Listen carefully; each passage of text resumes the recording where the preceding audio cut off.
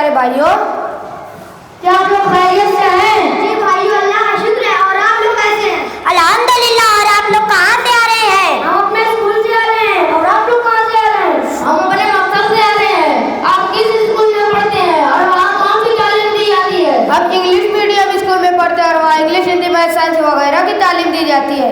आप किस मकतब में पढ़ते हैं और आपके वहाँ कौन सी तालीम दी जाती है? हम मकतब इमामिया हुसैनिया में पढ़ते हैं। वहाँ दीनी तालीम के साथ साथ हिंदी, अंग्रेजी, साइंस, मैथ, कंप्यूटर वगैरह की तालीम दी जाती है। अरे क्या मकतब में भी हिंदी, इंग्लिश, साइंस, मैथ वगैरह की तालीम दी जाती है? जी हाँ, इसमें ताज्जुब की क्या बात है।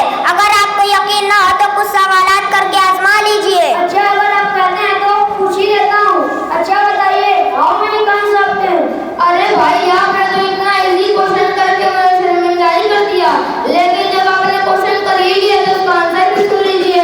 There are 3 types of tense, first, past, second, present, third, future. अच्छा, अगर यह क्वेश्चन इजी था तो प्लीज दूसरे क्वेश्चन का आंसर दीजिए।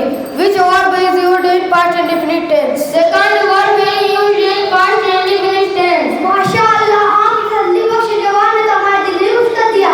हमें ये नहीं मालूम था कि इस्लामी मकतब में दीनी तालीम के अलावा दुनियावी तालीम पर भी तवज्जो दी जाती है। भाई साहब, ये आपकी ही का नहीं बल्कि आप लोगों का भी यही ख्याल है कि मकतब में दुनियावी तालीम का कोई इंतजाम नहीं है।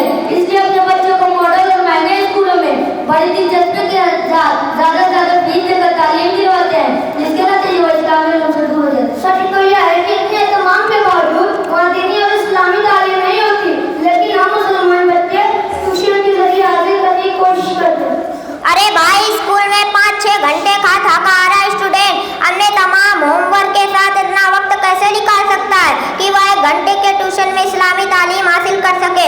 अच्छा बताइए, आप ट्यूशन में क्या क्या पढ़ते हैं? हम ट्यूशन में कुरान, उर्दू, दिनियात वगैरह पढ़ते हैं। इतने मज़ाहिर तो 1 घंटे में नहीं पढ़ाए जा सकते, तो फिर याद क्यों पढ़ते हैं? जब स्कूल के होमवर्क वगैरह से फुर्सत मिलती है तो हमें कैसे मालूम होगा कि आपने ट्यूशन से कुछ सीखा है? अपनी तसल्ली के लिए कुछ सवाल कर लीजिए ताकि आपको मालूम हो जाए।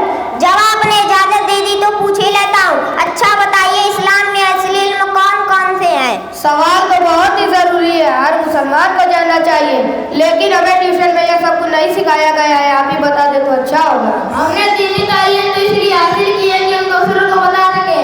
अच्छा सुनिए, इस्लाम में असली इल्म 3 है। पहला काल का इल्म, जिसका ईमान सही और पुख्ता होता है। दूसरा अखलाक का इल्म, जो अच्छे बुरे बर्ताव और सलूक को बताता है। तीसरा फिक्र का इल्म, जो वाजिब, हराम, जायज, नाजायज, नजीस, पाक वगैरह को बताता है। भाई, आपके मुख्तसर जवाब से तो ये मालूम होता है कि हम इस्लामी तालीम से बिल्कुल दूर आए और इस्लाम के बारे में कुछ भी नहीं जानते।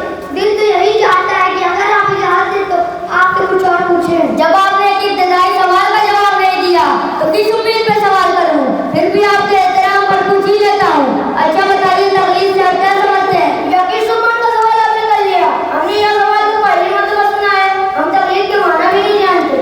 बड़े अफसोस की बात है कि हमारे जवान मुसलमान बच्चे बच्चियां तकलीफ का मतलब तक नहीं जानती, जबकि नमाज, रोजा, खुम्स, ज़कात, नजर